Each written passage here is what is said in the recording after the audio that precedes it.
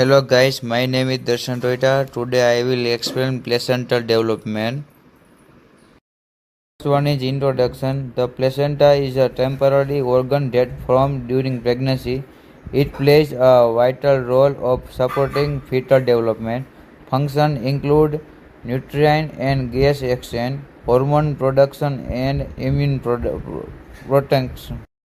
Origin in placenta derived from both fetal and maternal tissue, beginning from after implantation around day 6-7 of fertilization.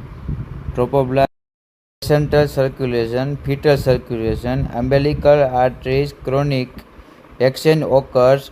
Umbilical vein carrier oxygenated blood back to fetus.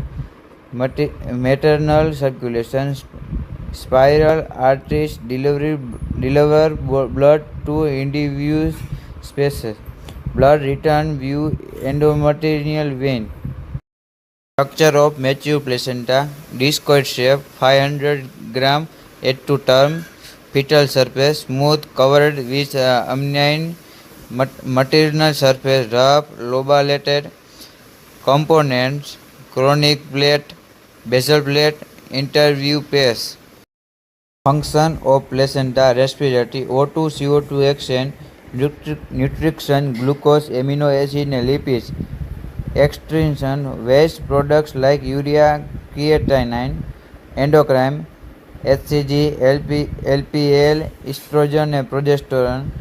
Immune protection, IgG transfer, baric function. Conclusion: placenta is vital for fetal survival and maternal-fetal interaction, formed for both maternal and fetal tissue. Understanding placenta development helps in managing pregnancy complications. Thank you.